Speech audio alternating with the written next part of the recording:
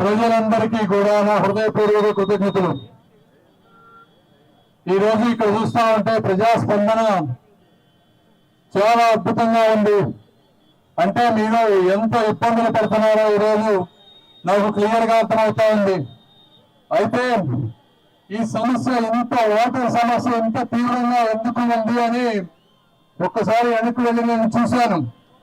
Data తెప్పించుకొని చూస్తే actual గా 2019లో ప్రధానమంత్రి మోడీ గారు జల జీవన్ మిషన్ అనేటువంటి రూరల్ డ్రింకింగ్ వాటర్ ఫెసిలిటీ గురించి సెంట్రల్ గవర్నమెంట్ 58% నిధులు అందించింది.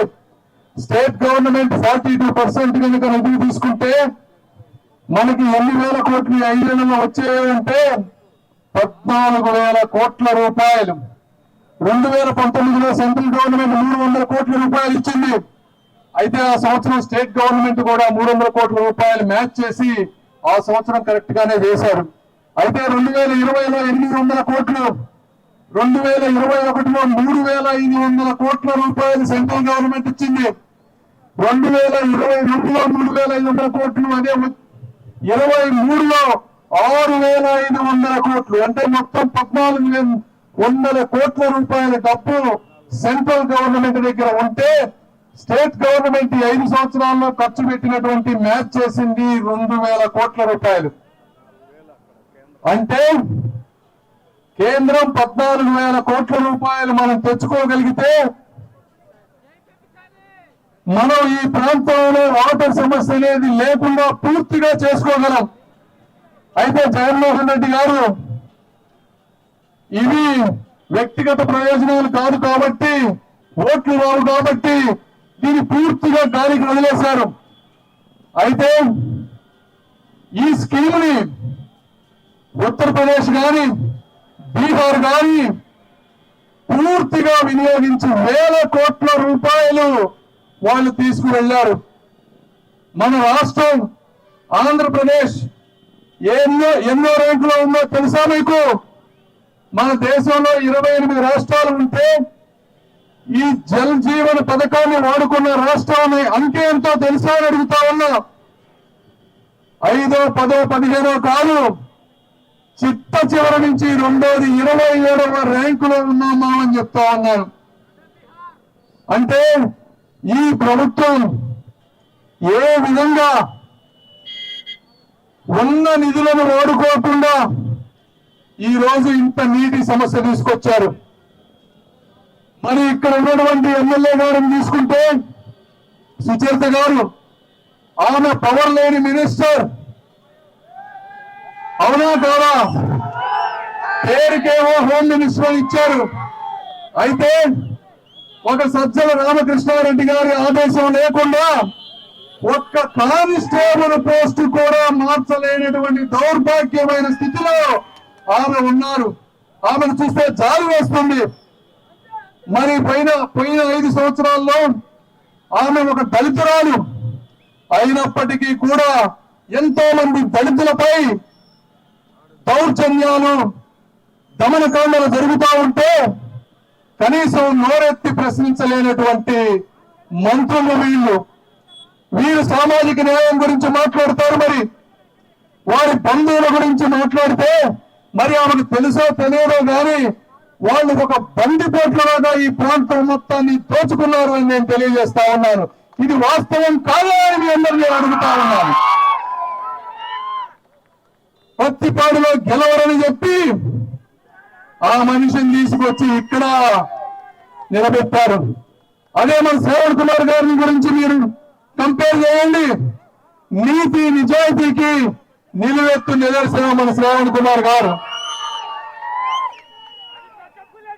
ఈ ప్రాంతంలో ఒక సిమెంట్ రోడ్డు పడింది అంటే అది శ్రావణ్ కుమార్ గారి వల్ల మాత్రమే జరిగిందని మీ అందరికీ తెలియజేసుకుంటా ఉన్నాను. ఆయనకి బందిపోట్లలో దోచుకునేటువంటి బంధువులు ఎవరు లేరు అని నేను మీ అందరికీ తెలియజేసుకుంటా ఉన్నాను. అదేవిధంగా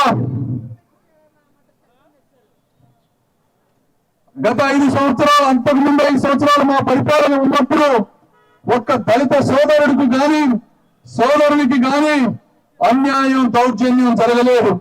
అలా జరిగి ఉంటే మొట్టమొదటిగా వారిని చీల్చి చెండాడే వ్యక్తులు శ్రావణ్ కుమార్ గారు, చంద్రబాబు నాయుడు గారు అని మీ అందరికీ నేను తెలియజేసుకుంటా ఉన్నా. ముక్కుసూటిగా ఉంటారు, నీతి న్యాయం అయితే చేస్తారు తప్ప ఒక రకమైనటువంటి బలవంతాలకు వంగేటువంటి వ్యక్తి కాదు శ్రావణ్ కుమార్ గారు అని మీ అందరికీ నేను తెలియజేసుకుంటా ఉన్నా. కాబట్టి మీరు ఆలోచించండి, ఎవరు నీతివంతమైన వ్యక్తో, ఎవరు మీ హక్కుల గురించి పోరాడతారో, ఎవరు మీ అభివృద్ధి గురించి మాట్లాడగలరో, ఎవరు అపాయింట్మెంట్ లేకుండా చంద్రబాబు నాయుడు గారి దగ్గరికి వెళ్ళగలరో అలాంటి వ్యక్తులను ఎన్నుకోండి. నేను కూడా ఎన్నో ఉన్నా కూడా అవన్నీ వద్దనుకొని ఈరోజు ఇక్కడికి వచ్చాను. ఎందుకు వచ్చాను అంటే నీళ్లు లేక కాలువలు సైతం కన్నీళ్లు పెట్టుకుంటా ఉంటే చూడలేక నేను ఈ రోజు వచ్చాను అని అందరికీ నేను తెలియజేసుకుంటా ఉన్నాను. యువత ఉద్యోగాలు లేక నిరుద్యోగంతో డిప్రెషన్ లో ఉంటే చూడలేకుండా వచ్చాను అని నేను చెప్తా ఉన్నాను. ఈ రోజున రోడ్లు చూస్తే గుంతలమయం, యాక్సిడెంట్ లో ఎంతమంది చనిపోతున్నారో తెలియని పరిస్థితి. ఈ విధంగా రాజధాని లేకుండా చేశారు. ఇలా నేను చెప్పుకుంటా పోతే ఎన్నెన్నో సమస్యలు. సెంట్రల్ గవర్నమెంట్ ఇచ్చినటువంటి ప్రాజెక్టు కనుక 12,000 కోట్ల రూపాయలు మనం వాడుకుంటే ఈ ప్రాంతానికి ఏమి జరిగేదయ్యా అంటే, ఈ పైప్ లైన్ల ద్వారా ఇక్కడ ఉన్నటువంటి లోకల్ ఇంజనీర్లందరికీ ఉద్యోగాలు వచ్చాయి. వాస్తవం కాదా? ట్రాక్టర్లు ఉన్న వాళ్ళకి ఉపాధి దొరికేది కాదా? మట్టి పని చేసే వారికి, మట్టి తవ్వే వారికి ఉపాధి దొరికేదా కాదా? ట్రాన్స్పోర్ట్ కార్మికులకు ఉపాధి దొరికేదా కాదా? కన్స్ట్రక్షన్ వర్కర్స్ కు ఉపాధి దొరికేదా కాదా? మరి ఇలాంటి నిధులను ఉండి ఒక అనుభవం లేకుండా 151 సీట్లు ఇచ్చారనేటువంటి కృతజ్ఞత లేకుండా, పరిపాలన చేత కాకుండా, ఇంట్లో నుంచి బయటకు రాకుండా, ప్రజల సమస్యలు తెలుసుకోకుండా పరిపాలన చేస్తున్నటువంటి ఒక పబ్జి ఆడుకునే ముఖ్యమంత్రికి మీరందరూ కూడా ఓట్ల రూపంలో రాజకీయ సమాధి చేయాలని నేను కోరుకుంటా ఉన్నాను.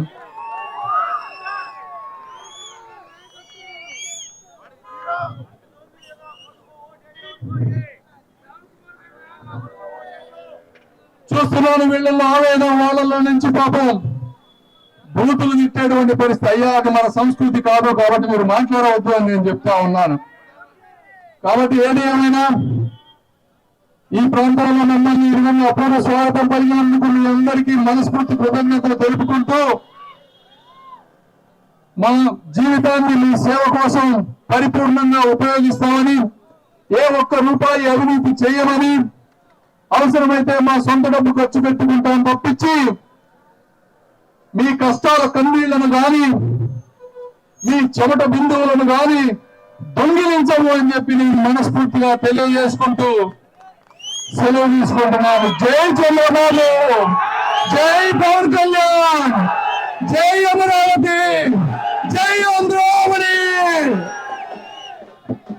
బీజేపీ మండల నాయకత్వం డాక్టర్ చంద్రశేఖర్ గారిని సత్కరించాలని